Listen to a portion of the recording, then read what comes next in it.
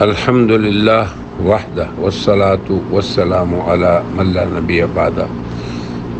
ایک دو روز سے مجھے حضرت مولانا محمد الیاس گھمن متکلم اسلام اور اسلامی مسلمات کے بہترین حامی اور بڑے قوت کے ساتھ مدافع، اللہ تبارک و تعالی ان کو پہلے سے بھی زیادہ قوت عطا فرمائے اور انہیں شفاء کاملہ عاجلہ مستمرہ نصیب فرمائے۔ اللہم اشفی شفاء لا یغادر سقما۔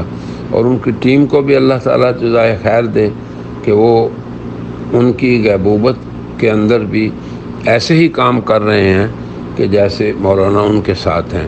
یہ سب سے بڑا کارنامہ ہے اس دور میں مولانا الیاس کا، رجال کار کو تیار کرنا۔